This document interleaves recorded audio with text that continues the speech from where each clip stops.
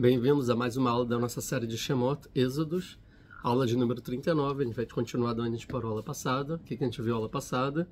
A gente viu então que depois que Moshe e Aharon foi pela primeira vez por Faraó, falar para libertar o povo, a resposta do Faraó é aumentar ainda mais a escravidão.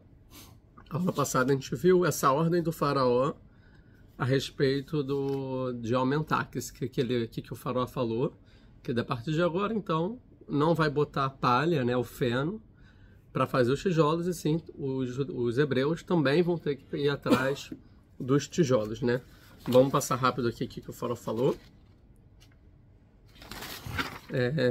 Vamos... Um segundo, Primeiro fala, o que vocês estão atrapalhando o povo e tudo mais, né? Aí depois a ordem, no versículo 6.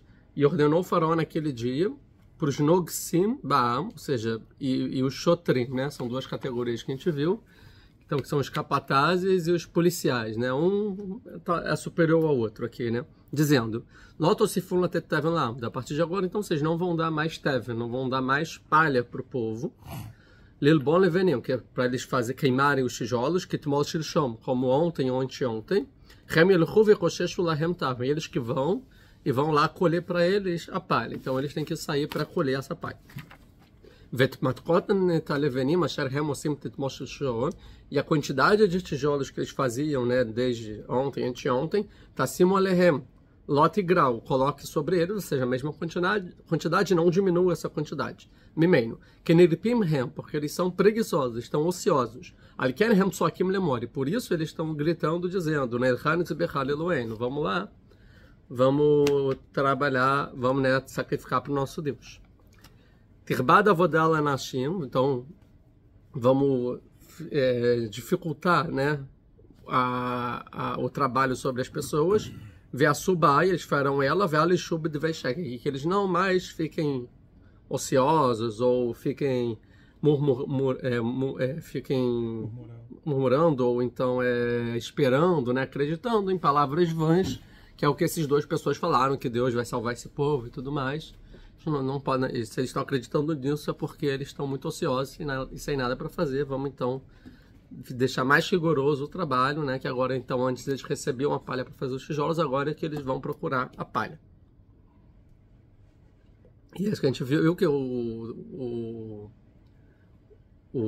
objetivo do Faraó é o quê? Se as pessoas estão escravizadas, então elas têm que trabalhar, no final das contas eles não vão ter tempo de pensar em outras coisas da vida. É aquilo, se você não faz nem o que é urgente, o que é o básico, como você vai pensar em coisas ainda mais maiores e mais elevadas? Então, se a pessoa tem que fechar a conta dos tijolos hoje, senão vou apanhar, senão a vida tá difícil, vai pensar, não, um dia eu vou ser livre, não vai desestimular, né? E a pessoa vai ficar mais desesperançosa. E também não vai ficar tipo, vou estudar, o que mais tem de espiritual, como me conectar com Deus. Não tem tempo para isso. Até o que brincam, né, que tem muitos problemas, que são os problemas dos brancos ricos, né, tipo, que é problema de rico, né, que tipo, que fala, tipo, sei lá, que muitas vezes na política ficam tentando fazer umas coisas, tipo assim, quem tá se importando com isso? O povão nem tem comida, nem tem nada básico para viver, vocês estão pensando em detalhes sobre coisas que às vezes é falta... O que dizem, né? Falta no final de ter o que fazer. Então, sobre isso a gente botei no título, né? Que se é o trabalho liberta, né? Ou não. Que é óbvio que foi uma brincadeira. Que é o que os nazistas botaram na entrada do campo de concentração para os judeus acharem que lá, na verdade, eles iam fazer um trabalho como uma forma de liberdade para aprimorar a alma e o espírito, que era uma crença da época. Só que, na verdade, era uma forma totalmente de escravidão e de aniquilação, né? Sobre o trabalho, tiveram pessoas que comentaram no YouTube, né, no vídeo, sobre se o trabalho é bom ou não é bom, né? Óbvio que tudo tem a ver com equilíbrio, né? Só que, de forma geral, fala assim no livro Pele Yoetz, que vai falar o seguinte, que a pessoa que não trabalha, a pessoa que no final, a gente diz no bom português, né, vagabunda, ou seja, que fica ociosa, não faz muita coisa, no final ela vai pecar. Isso é muito verdade. Quando a pessoa não tem o que fazer, tem muito tempo livre, no final do tempo. Tem muita chance de pecar, porque vai ficar pensando na vida, não tenho nada pra fazer, então no final vai o quê? Vai preencher a vida com outras coisas, e no final é mais chance de fazer alguma besteira, né? De ter ideias erradas e no final pecar. O trabalho, por esse ponto, então, ele preenche a vida da pessoa, a pessoa fica mais concentrada, né? Tem mais uma rotina e tudo mais. Isso realmente o trabalho vai desenvolver. Se ela está fazendo uma coisa que ela gosta, uma coisa que desenvolve também, que é bom para a sociedade, né? Não deixa de ser uma ajuda, para uma colaboração para a sociedade. Né? Dentro do trabalho, a pessoa pode ajudar o próximo. Sei lá, a pessoa é médica, ela pode atender os necessitados. Embora só o trabalho da medicina já é importante por si só. A pessoa é engenheira, então ela está construindo, né, para o bem-estar da população. A pessoa é advogada, ela pode proteger, né, as pessoas que estão precisando de justiça e por aí vai. Então, cada trabalho é importante. Então, se a pessoa está fazendo, está colaborando para a sociedade, e também ela vai evitar fazer besteira. Se a pessoa não está fazendo nada, certamente ela vai fazer alguma besteira, vai usar o tempo, vai jogar o tempo livre dela fora, né, e não vai aproveitar. A pessoa que tem o tempo todo contadinho acaba aproveitando melhor o tempo, né, e otimizando ele. Mas, por outro lado, a pessoa que trabalha além da conta, no final, ela não pensa no que é essencial, né? Não pensa na família, não pensa em se conectar com Deus, em se aprimorar. No final, ela só trabalhou. E no final, o que ela, né, fez da vida? Então, tem esses dois pontos. E também a questão que é por que a pessoa trabalha, né? Tem a pessoa que trabalha puramente por dinheiro, mas o que você quer fazer com o dinheiro? Se é ajudar o próximo, se é ajudar a sua família, né? Ter um ganha-pão para você ter uma vida digna e tudo, ótimo, né? Mas se for, eu quero dinheiro quero acumular, porque eu quero viajar, eu quero ter prazeres materiais, eu quero ter o que ninguém tem, então no final isso pode ser ruim. Tudo é um equilíbrio. Vamos lá, só fiz esse parênteses que o pessoal comentou. Vamos lá, então. Então o faraó, ele falou isso, então vou dificultar, e aí eles não vão pensar em espiritualidade e vão pensar só no trabalho. Porque se eles tá sobrando tempo para pensar em Deus, em sacrificar para Deus, em fazer o que Deus está pedindo, é porque eles estão ociosos. Tem que dificultar ainda mais. Vamos lá. Agora, então, é o que acontece na prática. 10. Vaitzeu nogsei ha'am, veshotrav, vaiomeru el ha'am lemor, ko amar paró, einene notem lahem teve. Então saíram esses capatazes, esses policiais, e falaram para o povo, que são os hebreus que trabalhavam, para o faraó, dizendo: Ko amar paró, assim disse o faraó. Então agora eles chegaram lá pro... Tudo que foi dito antes do faraó foi o que o faraó falou só para eles, mas não para o povo. Agora o que vai ser dito para o povo, né? Vai ser o édito, né? O que eles vão declarar para o povo. O povo só vai estar sabendo o que vai ser dito agora. Ko amar paró, assim disse o faraó, 2 pontos. Einene notem lachem tevem, eu não vou dar mais para vocês palha. Então agora o que o povo recebeu de notícia é que agora não tem mais palha. Mas não receberam o porquê não tem palha. Porque o Moshe e o Aharon vieram aqui e falaram que tem que sacrificar para Deus. Então isso quer dizer que vocês estão ociosos e por isso eu não vou dar palha. Isso daí não é dito para o povo. Só é dito para o povo: da partir de hoje mudou a política, por algum motivo, não tem palha. Até 11. Atem lechuk hulachem teve. Vocês vão e peguem para vocês palha. Masher timtzau, que vocês encontrarem. Então vão lá, o que vocês encontrarem. A gente falou que vocês encontrarem na propriedade dos outros, que sobra, vão lá e peguem. Ou seja, vocês também têm a permissão de pegar, porque vocês estão trabalhando para o governo, para o faraó. Então é algo, vamos dizer, governamental. Vão lá e peguem. Que é nigram avodatchem davar. Porque não vai faltar do seu trabalho nada. Ou seja, vocês podem pegar à vontade a palha, tá bom? Por que você acha que o faraó não quis culpar o Moshe e o Aron? O faraó não falou com o povo. Ele culpou, mas para o pessoal dele, né? Para os outros, eles não falaram do Moshe e Aron. Eles falaram que só não tem palha e pronto. Porque o normal, natural é você jogar o povo contra Moshe. Isso, mas ele vai fazer, isso vai acontecer, né? O povo vai entender que é por causa de Moshe de alguma forma, vamos ver. Mas às vezes você deixar o povo não chegar à conclusão, deixar ele, qual é a palavra, alienado, às vezes é melhor ainda. É aquele povo que nem pensa, nem sabe de política, mas por que isso aconteceu? Nem pensa em causa e consequência, só vive, né? Agora tem que trabalhar mais, pô, que chato, tá, deve ter algum motivo. E trabalha mais. No final, esse cara que trabalha, então trabalha e tal, ele não vai pensar, mas por quê? Ah, talvez porque a gente ia pensar servir a Deus e ele não quer. Ele nem vai passar por esse pensamento, ele só tem que trabalhar mais, vou trabalhar mais. E aí a consequência disso é que ele não vai pensar em Deus. Mas ele nem vai pensar que ele não está pensando porque o Faraó fez isso propositalmente, às vezes. Tá, deixa rolar. Se eles trabalharem mais, eu só quero que eles trabalhem mais, eu não quero que eles saibam de mais nada. Então, vamos lá. Então, sobre esse versículo 11, o Rav Abravanel vai falar o seguinte, quando ele fala assim, vão lá e peguem para vocês palha, o que vocês encontrarem.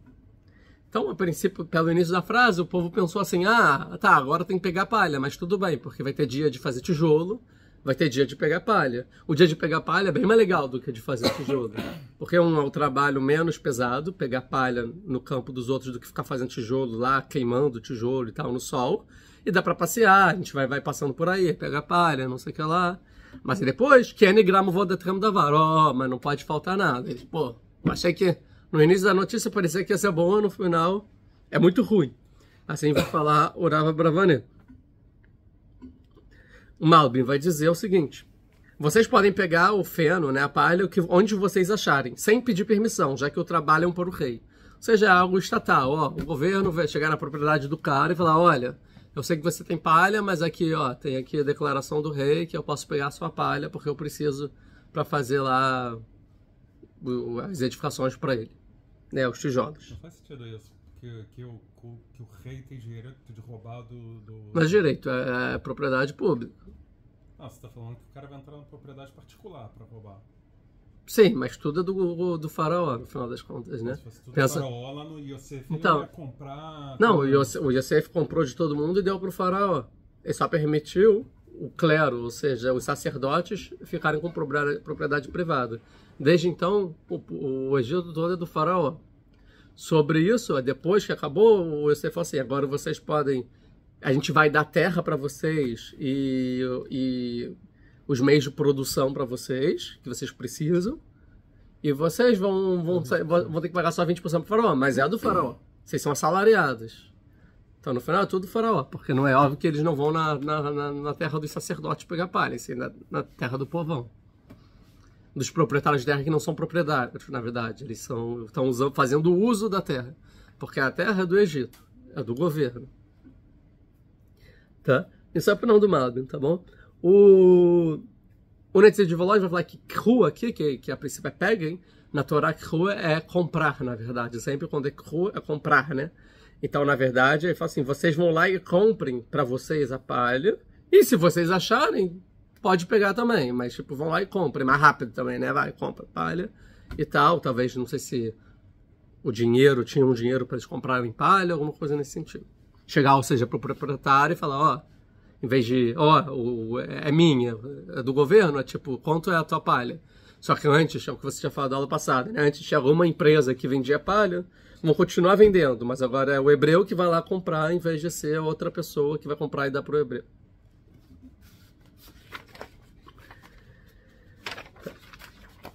Beleza, 12. Vai a Fotzam, agora é a consequência. E se espalhou o povo, Behol Eretz Mitzrayim, em toda a terra do Egito, Lekoshesh Kash, para colher a palha, Latevian. Kash, Latevian, a gente explicou lá passado, na verdade, é a espiga para fazer palha. Então a gente vê que a consequência disso não é que eles foram aqui no vizinho ou na loja do lado, compraram palha, ou falou, aqui, tem que pegar palha. Peguem.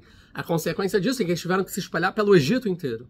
Logo, não era fácil, não era uma tarefa que você ia em qualquer lugar e pegava palha. A ponto de terem que se espalhar pelo Egito todo procurando por palha.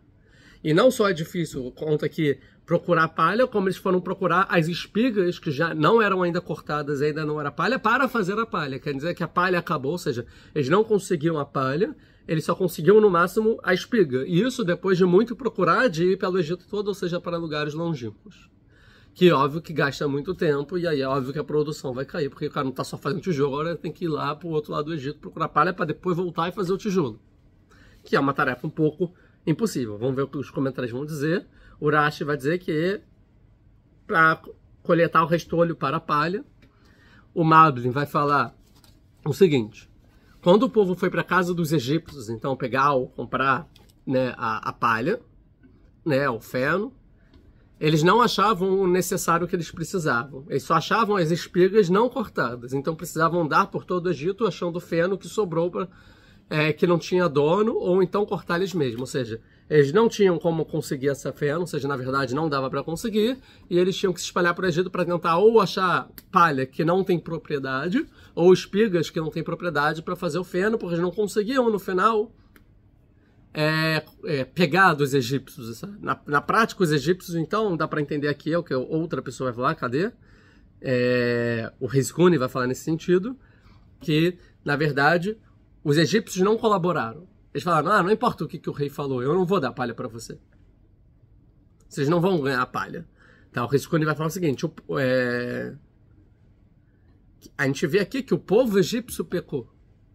Inclusive os escravos egípcios. Porque quando o povo de Israel foi pegar a palha, eles não davam e agrediam o povo. Tá? Então eles também foram agredidos. Então eles iam lá e falavam, sai daqui, seu judeu. E batiam nele, sei lá.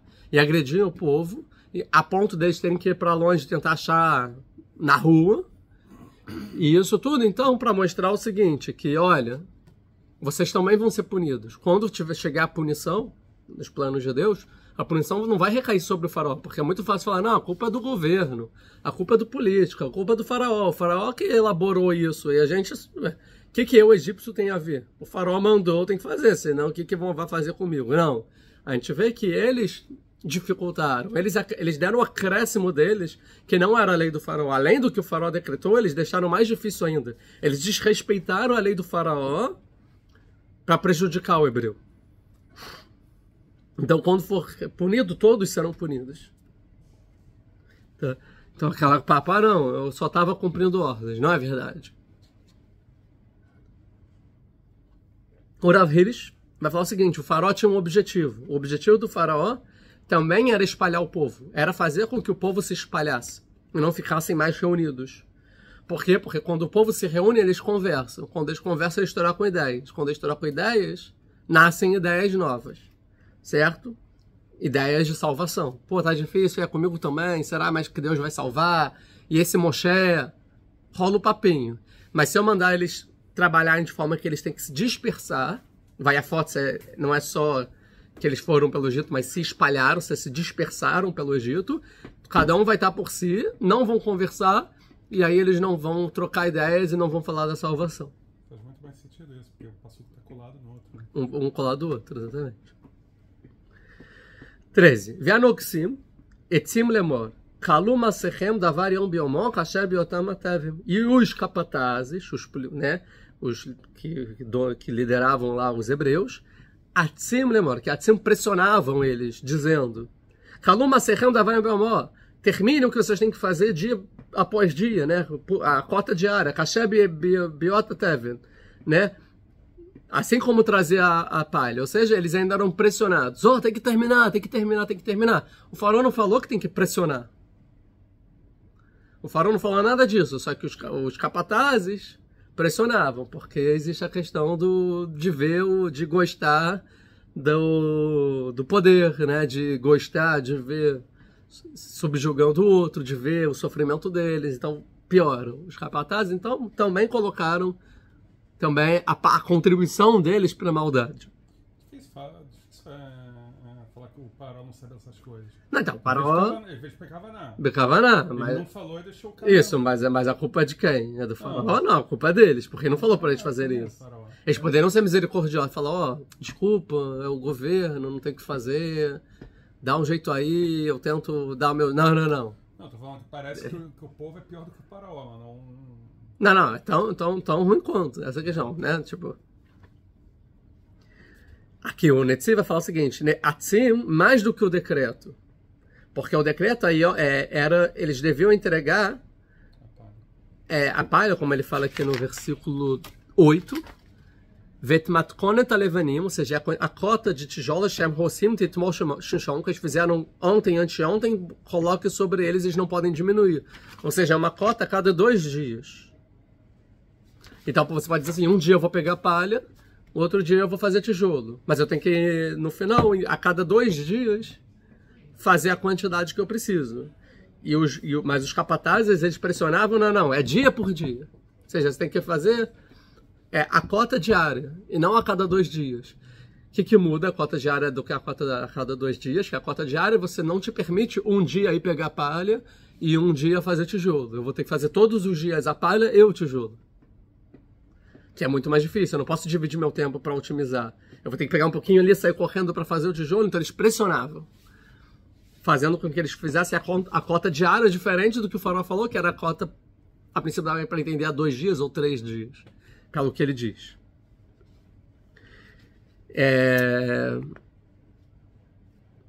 Assim, o Netziv, ele fala que eles podiam pegar um dia palha e depois de muitos dias completar fazendo os tijolos, né, economizando o tempo da distância da palha e tal, mas os capatazes não deixaram. Tá? 14. Vayaku shotrei bnei Israel asher samu alehem nogsei paró lemor madua lo kilitem chakchem lilbon kitmol sheshom gal titmol gam ayom. E bateram, e agrediram, né, e espancaram, para falar uma palavra um pouco pesada, os Shotrei Bnei Israel, os guardas do povo de Israel, Asher Samolhem, que eles colocaram sobre eles Nogsei Paró Lemor, ou seja, que os capatazes colocaram sobre eles, os capatazes egípcios colocavam sobre o grupo de hebreus um hebreu responsável pelos outros hebreus, certo? E esse hebreu responsável apanhou dos capatazes. E eles falavam, Madua Lokilitem Chokchem Lilbon, porque vocês não terminaram a quantidade de tijolos, Kitmol Shishon, Gal Titmol, Gamayol, como a quantidade de anteontem, ontem também hoje. Então, no final, teve punição física sobre os chefes, né? Os chefes hebreus sobre os hebreus. Tá? Vamos ver o que as pessoas vão falar. O Urash, as pessoas, né? Os comentaristas. O Urash já fala o seguinte: os guardas israelitas, que é o seguinte, por que só os guardas apanharam? A princípio, eles podiam apanhar todo mundo, certo? Por que só os guardas apanharam? Então, primeiro, que os egípcios, eles não tinham contato com a Halé, com os hebreus. Eu quero só falar com o seu representante. Esse representante é responsável por vocês. Mas se tem alguém que não está fazendo a cota, o que qualquer representante vai fazer sabendo que o dele está na reta? Pressionar, assim como os capatazes pressionavam ele, você está na pressão, o que você faz? Válvula de escape, você vai pressionar quem está abaixo de você. A estrutura de uma empresa. Estrutura de uma empresa. Então você vai pressionar quem está abaixo de você e no final vai chegar para o cara que trabalha, senão a gente não vai fazer. Que ele tem muito interesse que seja feito, porque é dele que está na reta, certo? Então ele tinha que pressionar e podia chegar até bater nos hebreus, o próprio hebreu bater nos hebreus, para que eles trabalhassem para no final ele ficar livre. Ou apanhar menos. Só que a gente vai ver que os capatazes bateram nos hebreus, nos chefes do Bnei Israel. Mas o povão não apanhou. Por que não apanhou? Porque os chefes, os responsáveis hebreus pelos outros hebreus, não pressionaram. Porque já viram que estava muito difícil. Falavam, vou pressionar o quê? Não tem mais onde pressionar. Eu não vou bater. Eu sei que o meu está na reta, então eu que vou apanhar. Tudo bem, eu vou apanhar por todos. Então eles se colocaram como sacrifício, como se fosse. Tá? Então deixa aqui eu vou ser a vítima aqui, o bode expiatório, mas o importante é fazer com quem eu tenho a liderança que eles consigam ficar o melhor bem-estar possível dentro da situação que a gente já encontra. Tá aqui Urash, os guardas israelitas se apiedaram e não pressionavam o povo. Então ficavam faltando tijolos ao apresentar os capatazes egípcios e estes eram açoitados por não pressionarem. Tá? Então é isso. E aí Urash vai continuar, por isso eles mereceram fazer parte do Sanedrin, ou seja, da Suprema Corte Judaica, e parte do Espírito Divino que estava em Moshe foi colocado sobre eles. A gente fala isso em Números, capítulo 11 e 16, quando Moshe fala que está muito difícil a situação, ele fala, então, seu Espírito se dividirá a 70 anciões que vão te ajudar a liderar o povo, e esses 70 anciões aqui a gente aprende que eram os líderes dos hebreus, que apanharam pelos hebreus e não fizeram nada com eles, pelo mérito, então, que eles cuidaram do bem-estar do povo, botando deles na reta, e só eles apanharam e mantiveram o pulso, e mantiveram essa posição até o final. Pelo esse motivo, eles mereceram ser os líderes do povo de Israel, porque se eu quero achar liderança, Quem é propício para ser um líder? A gente já vê as características de Moshe para ser um líder. Ele é humilde, ele se preocupa com o povo e tudo mais. Então, quem é? É óbvio que aquele que, mesmo sabendo que ia apanhar, mesmo que não sabendo o que ia acontecer com ele, ele não fez nada contra o povo, esse merece ser líder. Esse se preocupa com o líder. Esse é um verdadeiro líder. Então, no final, eles mereceram ser os líderes do povo de Israel. Tá, então, esses anciões do povo, que eram os guardas, fala assim Urashi. E vai a cor, eles eram golpeados e espancados, né?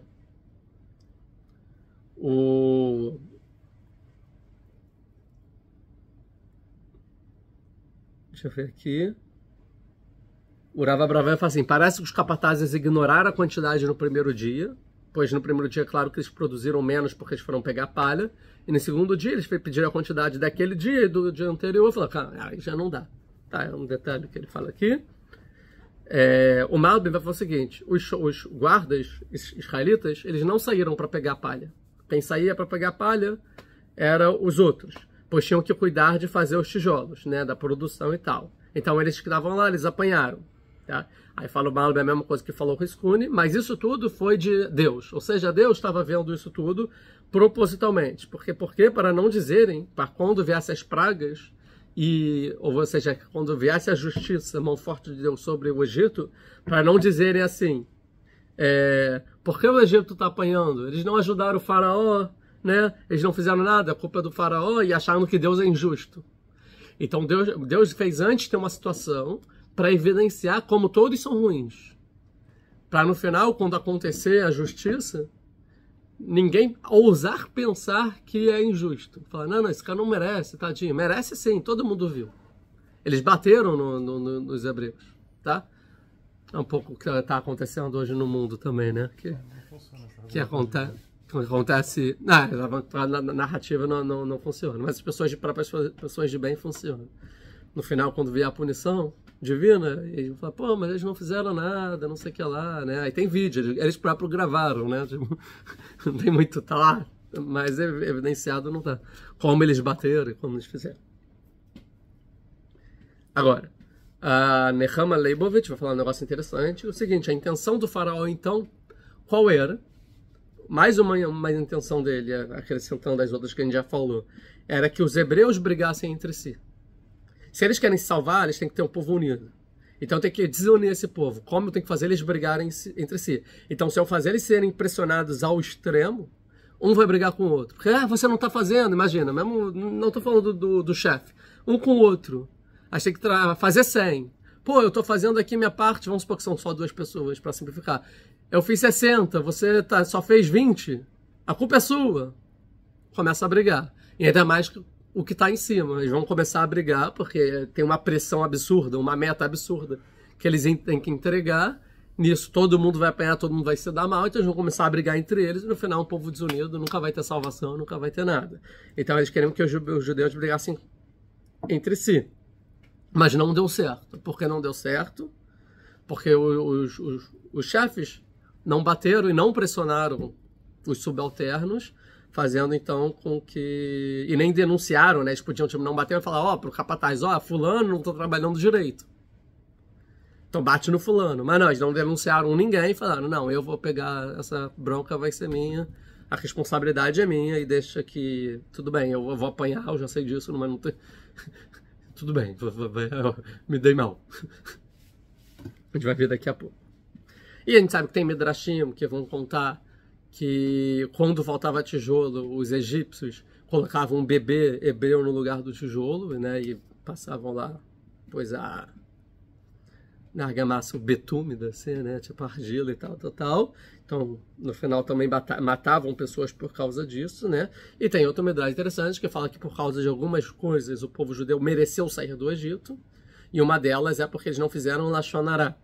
Eles não falaram mal do próximo, mas na verdade Lashon Hará significa que não fizeram delações para os egípcios. Ou seja, nunca o hebreu não delatou. A gente viu que Datan e Aviram delataram lá com Moshe. Mas está falando dessa situação. O que seria esperado de qualquer povo é que se delatasse entre si. Mesmo que o cara não quer botar o dedo na reta e falar assim na frente, você não está fazendo, então bate nele, ou bater, ele pode chegar para o cara em segredo e falar assim, fulano está trabalhando mal, então vai nele, mas não houve nenhuma delação. Nunca um hebreu delatou por um egípcio sobre algum hebreu que estava trabalhando mal ou não estava fazendo o suficiente. Entendi. Como é que você compatibiliza isso com o Datan Aviram? Isso foi bem antes. O Datan Aviram foi 80 anos antes. 80 não, mas...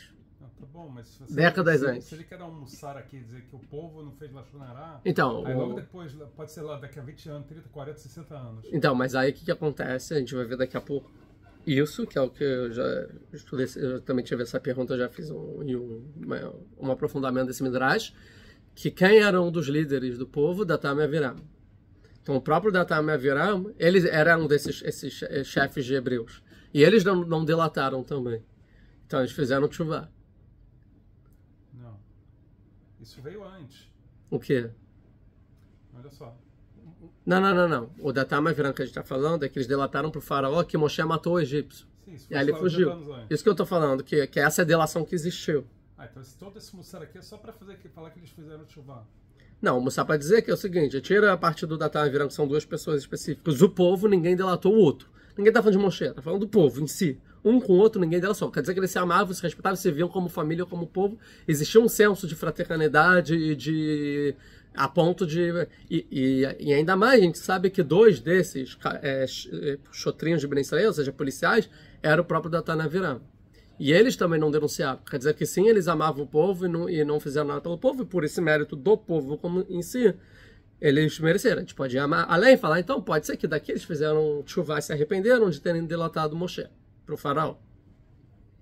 40 anos depois, a gente está falando, né? Tipo, anos depois. 40 anos eles vão mas pegar no pé do Moshe. Vão pegar no pé do Moshe, mas aí é entre o povo, não é com inimigos.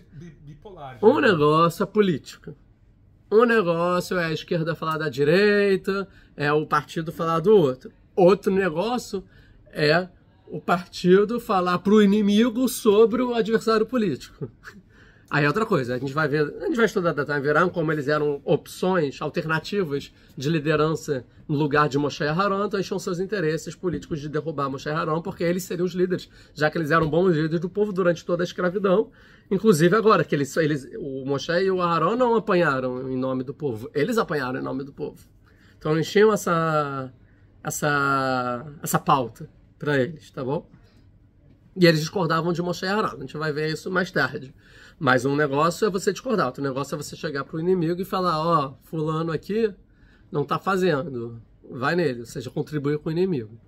Que é o que eu rezo e espero que hoje em dia não tenha ninguém fazendo isso intencionalmente.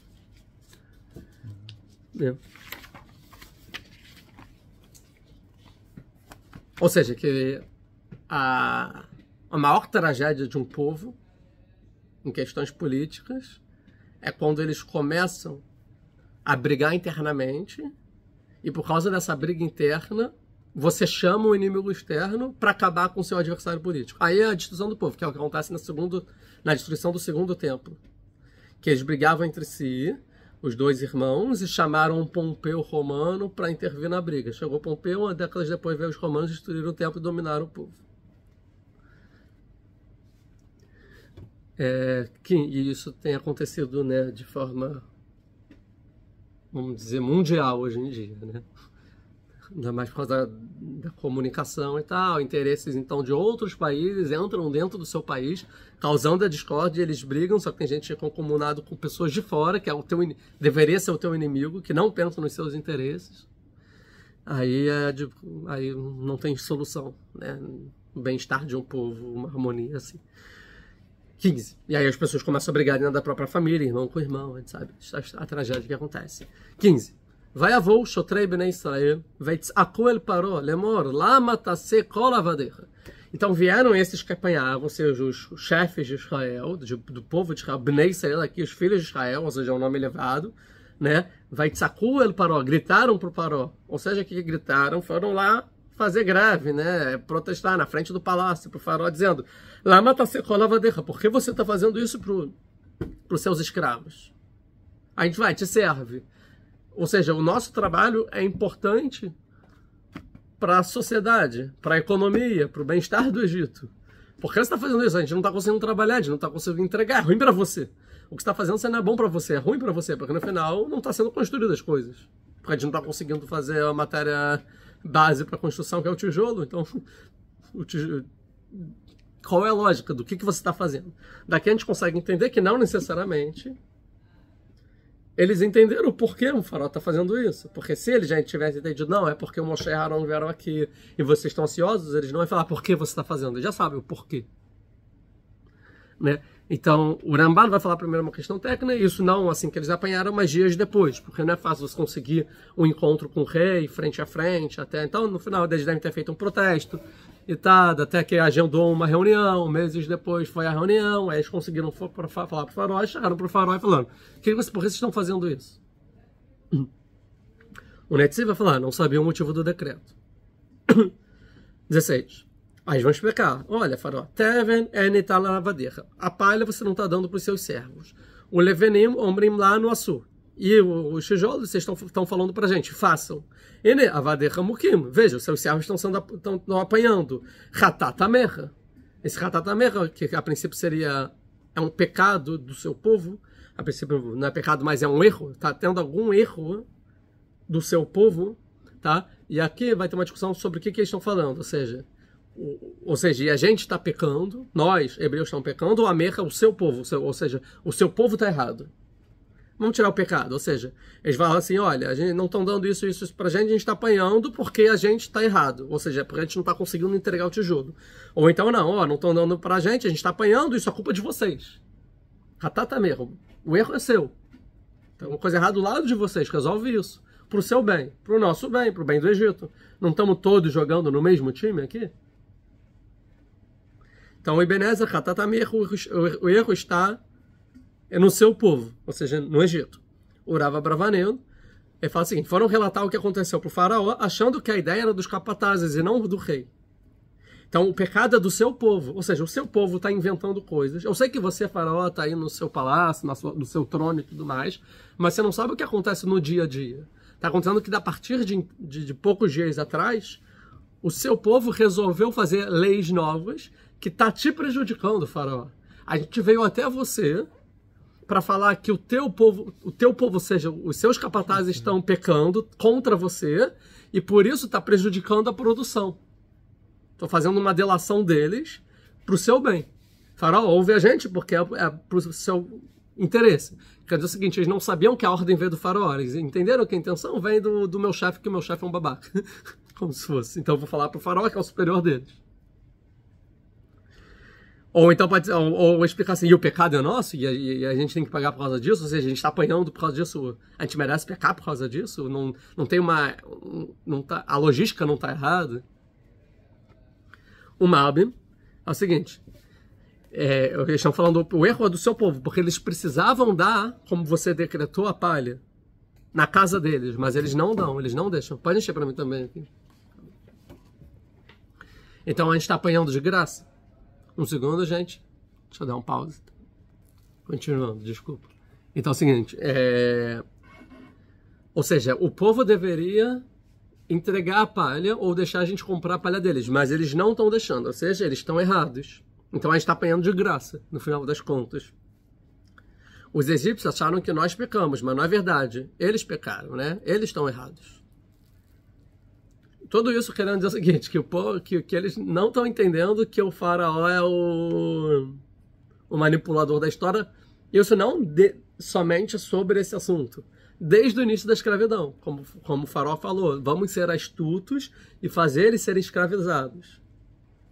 E o Ramban fala bem claro que até hoje eles não sabem que tudo veio do faraó, entendendo que é uma perversidade dos egípcios, que mesmo com o faraó bom, que quando a gente vai para ele e fala com ele, ele ouve a gente, os egípcios fazem questão da gente ser maltratada.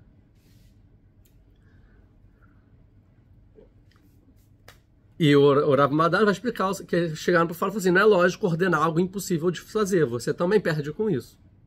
O que a gente vamos resolver aqui? Ver o sindicato dos trabalhadores hebreus, vamos resolver aqui, pro bem de todos. 17. Aí o faraó vai revelar a sua cara, né? Vai, não, vocês que são preguiçosos, né? Tá dizendo que o erro é da logística, vocês que são ociosos. Por isso vocês estão dizendo, vamos lá sacrificar para Deus. Aí ele fala para eles, não, isso tudo é porque vocês são preguiçosos. Vocês não têm tempo. Tanto que vocês têm tempo que vocês querem ir lá tirar férias para agradar seu Deus.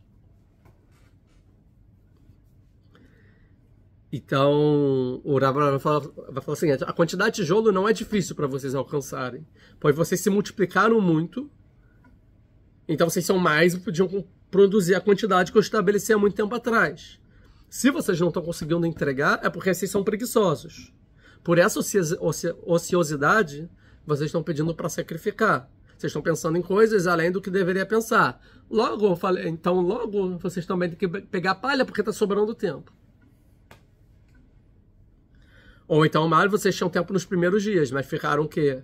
Pedindo para sacrificar, aí vieram no palácio e tal, foram ouvir Moshe. Então aí vocês desperdiçaram tempo. A culpa é de vocês aí. Vocês podiam aí otimizar o tempo de vocês. Então o faraó vai devolver para eles, não. A culpa é de vocês e falar na cara. Viatá, aí fala o faraó, então agora, lehu ivdu, vão e sirvam, né? E vão trabalhar. Veteven lotentan lahem. E a teven, a palha, eu não vou dar para vocês. Loinaten, não será dado para vocês. Vetochen levanem tetnu. E somente, então, o material para fazer os tijolos serão dados, né? Ou seja, vai continuar a mesma situação. Ou então, quer dizer, Vetochen levanem tetnu, e vocês deverão dar os tijolos, né? Então ele falou isso para os guardas, ou seja, querendo dizer, vai todo mundo trabalhar, né? O Malbi vai falar o seguinte: vão trabalhar agora, eu sei que já acabou o turno de trabalho, então vai lá e trabalha fora do turno, mas vocês têm que entregar, isso que é importante.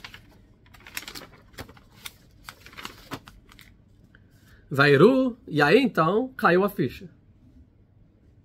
Caiu a ficha do povo que tipo, pô, estamos agora em mal bocado aqui, porque o faraó tá nessa com ele, ou seja, veio do faraó e botou a culpa na gente, então não tem mais nem esperança.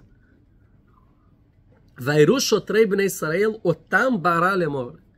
E viram então os shotrei, os policiais, né, do povo dos filhos de Israel, otam, eles bara lemor, que estavam mal, né, estavam em maus lençóis, como dizer, dizendo, e eles falaram, quando foi dito, vocês não devem diminuir a quantidade de tijolos dias após dia, como falou os seus chefes, diariamente. Então aí eles entenderam, caraca, a gente está muito, muito, muito perdido, né? Já era pra gente. Então Urashi Vairau, e viram, né? O povo israelita subjugado pelos guardas perceberam que estava em apuros, ao vê-los sofrendo o mal e a angústia em que se encontravam, né? Então, tipo, está bem mal. Otam, o que é esse Otam? E viram os guardas de Israel, Otam, eles estavam em mal, eles próprios, falou, cara, eu pessoalmente estou muito em apuros, porque eu vou ter que pagar por todos. Porque eu tenho agora duas opções. Eu sabendo, então, que não tenho o que fazer, que o faraó está combinados com eles, e na verdade ele é um mandante, né, vamos dizer assim, da situação. Eu posso, então, agora passar a pressionar os hebreus para me sair na medida do possível dessa, ou eu vou manter minha posição de bancar. Então ele entendeu que eles viram, Otam, que eles estavam em maus lençóis. Ou seja, eu vou apanhar ainda mais. Não tem solução para mim, eu só vou apanhar. Porque eu não vou fazer nada com o povo. Então eu vou ter que continuar bancando. Então, viram? Então eu estou muito mal. Né? O Rav Abraham, eles viram que estão maus porque eles entenderam que a ideia veio do próprio faraó. E o Malbim vai dizer que aqui vem contar quão justos foram esses chefes, né? Que ao verem que não tinha nenhuma esperança, eles entenderam que eles estavam então numa situação ruim, por ter que dizer ao povo que deveriam entregar os tijolos. Porque imagina, o povo estava tipo esperançoso, eles vão lá, vão representar a gente, com certeza vai facilitar, porque esse faraó vai ajudar.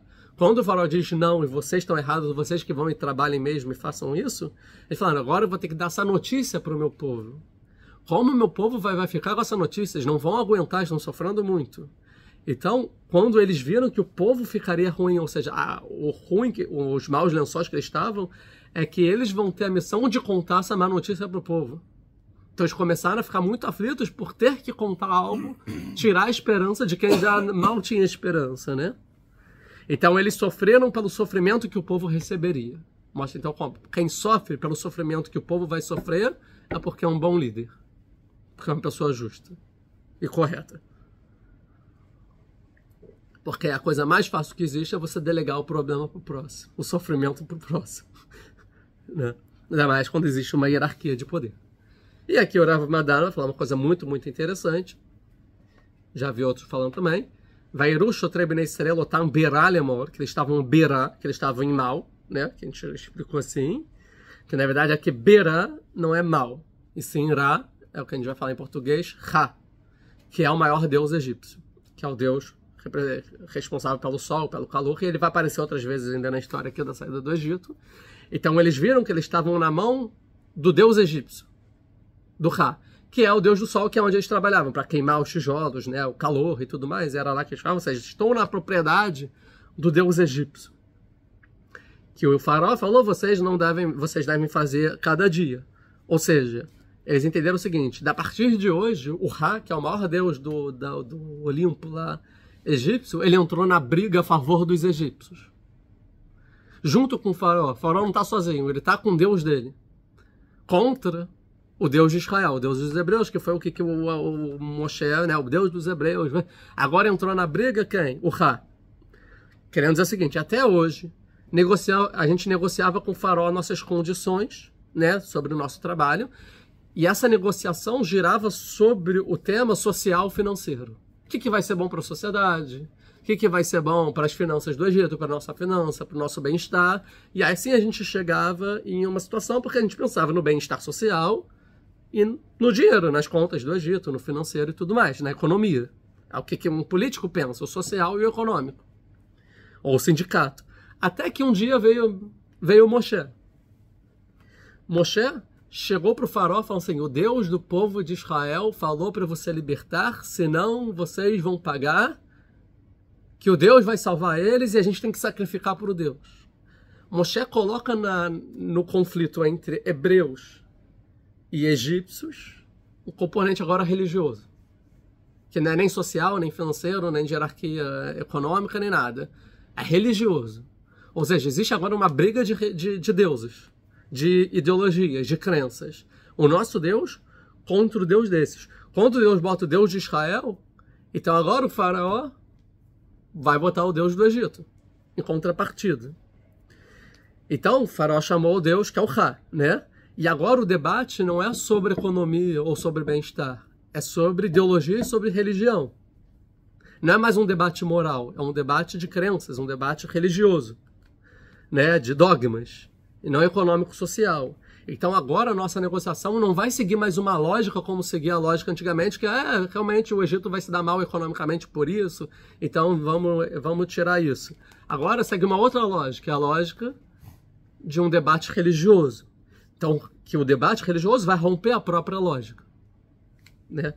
Então, essa lógica derrubada, e essa lógica agora religiosa colocada sobre o debate, é uma lógica que pode gerar a aniquilação de um povo e de uma sociedade toda em nome de Deus. Então agora eles entenderam que é o seguinte, agora o problema, o lobby, né, o problema político é religioso. E se é religioso, a gente pode ser exterminado. Porque não é lógico. Mesmo que o Egito quebre tudo, vai falir, vai deixar de ser potência. Por causa de convicções religiosas, às vezes o líder vai até o final com elas e não vai arredar o pé. E vai acabar com a gente, mesmo sendo contra todo o bom senso, contra a moralidade, contra a lógica, contra o bem-estar das pessoas ou do mundo. Então agora a gente está em maus lençóis. Então a culpa é de quem? A culpa toda é de quem, então? Moshe. Por que Moshe foi dar um argumento religioso para o faraó? Então a gente vê aqui o plano do faraó. O plano do faraó é fazer com que o povo não fosse ocioso e não pensasse em salvação, trabalhando muito e não pensasse em nada mais, só o que tem que fazer é para amanhã. Outra coisa é eles se separarem para o Egito e não conversarem entre eles para não reunirem forças de uma salvação e cada um ficar na sua. fazer o povo brigar entre ele mesmo, fazendo que um tinha que pressionar o outro e bater no outro para fazer a cota diária, e aí eles não iam ter união.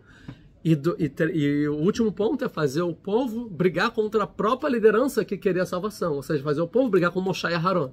E se o povo está brigado com Moshe e Aharon e não acredita, nada vai dar certo. E mesmo se Deus existe, ele não vai salvar esse povo, que esse povo não merece. A gente viu que deu errado o povo brigar entre si, mas o resto vai dar certo. E a próxima coisa que vai acontecer então é o povo brigar com Moshe e Aharon. Que é o que está escrito, 20. Vaifgeu et Moshe et Aharon. Eles se encontraram com Moshe e Aharon, e tzavim likratam, que estavam de pé para chamar eles, betzeitam met paró, quando saíram do faraó. Então eles encontraram Moshe e Aharon. Vai omeru alehem, falam para ele, Yerá Adonai alechem ishpot. Que o temor de Deus julgue sobre vocês. Asher evastem et recheinu. Vocês apodreceram o nosso espírito, o nosso ânimo, Benei Paró, aos olhos do faraó, o Benei Avadav, aos olhos dos servos do faraó, dos egípcios, Latet Cherev Beadam Leargeinu, vocês deram uma espada na mão deles para nos matar. Falaram pesado. Então a culpa é de vocês. Vocês botaram a espada na mão deles e agora com essa espada que vocês deram na mão deles, eles vão matar a gente. A culpa é de quem? Da liderança. Quem é o Hashem, né? O líder é Hashem, né? Botar nos outdoors pela cidade, né? E nas propagandas. O líder é culpado pela guerra que os terroristas estão fazendo contra a gente. A culpa é sempre da liderança. E no final, rompe qualquer solução para o povo. Então, vamos ver. Encontraram. Ou seja... Aqui vai ter, estavam dizer que é a Datan e Aviram, que vão falar isso, né? Que sempre vão botar a Datan e Aviram como uma oposição, mas tudo bem. Agora, o Rambam vai trazer um Midrash, que eles encontraram, pois se passaram 6 meses desde do decreto, porque Moshe, quando viu que dificultou, Moshe voltou para Midian. E aí nisso, talvez que ele voltou com a família, talvez foi nessa situação, não importa. Ele volta agora para Midian depois desse decreto, é mais 40 anos? Não, ele volta e fica 6 meses e volta. Tem Midrash que fala 3 meses, tem Midrash que falta 6 meses, e mais algumas aulas para frente vai ver talvez uma outra alternativa dele ter ficado 30 anos em Midian. Mas isso é... 30 anos depois de ter falado com o Paró. Mas é talvez, só uma opinião, tipo, talvez pode ser isso, mas nada... Quê? Não, mas o Midrash é 6 meses ou 3 meses, tá bom? E daqui os sábios vão falar que assim é a salvação. Ela vem, se oculta e depois vem. Que o Salvador, ele vem, some e depois aparece de novo. Moshe veio, falou, vamos salvar. Falou pro faraó, não deu certo. Ficou 3 meses ou 6 meses, sumiu. E depois apareceu e encontrou o povo. E o povo encontrou. Ou seja, isso que eles foram faraó 6 meses depois. Encontrou o povo e falou, vocês logo, agora eu vi vocês.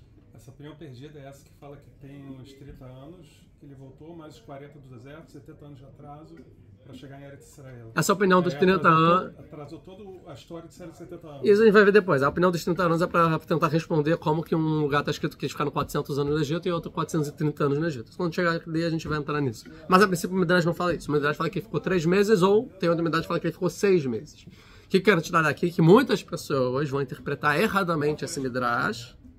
Né? E vão falar, viu? Assim é Messias. Ele vem, se oculta e depois ele volta. Aqui que se oculta, ele morre e depois ele vai ressuscitar. Não. O Midrash está falando sobre... Por isso que os Rabadim ou os cristãos ou os Rabadim que vão falar o seguinte, por exemplo, os cristãos. Jesus morreu, ressuscitou, agora ele está oculto e ele vai vir para a salvação. Daqui 2000 anos, sei lá. Isso não tem nada a ver com o Midrash. O Midrash que Moshe está vivo. Ele vem, o povo recebe, depois dá ruim, ele vai ficar 3 meses, depois ele volta. 3 meses, 6 meses, vivo, né? Não tem nada a ver com uma coisa, é uma deturpação total da questão. E também o Rabbah vai dizer, não, o Rebbe morreu, e aí ele está oculto, na verdade eles pegaram isso do cristianismo, né? Veio oculto e depois ele vai reaparecer lá. Também não tem nada a ver, Moshe não morreu. Mas os Rabbah não tem uma data para o Rebbe voltar, que acho que é 30 ou 40 anos. 30 anos agora, né? Vai voltar, é isso. Por que não é pelo Pshat? Primeiro que isso não é Pshat, isso é um Midrash. No Pshat nem aparece. Porque senão não tem emoção. E 2 que... Não. O cristianismo faz sentido eles falarem isso, porque isso vai reforçar a tese deles, da crença deles, que não é o que está na Torá. E nem a Torá oral, nem nada disso, beleza? Eles só utilizam disso como uma origem para... vocês também dizem que isso é oculto. O mito criador. O mito criador, E o Chabad, como eles viviam na Europa, eles pegaram então da influência cristã sobre esse Midrash e incorporaram para eles.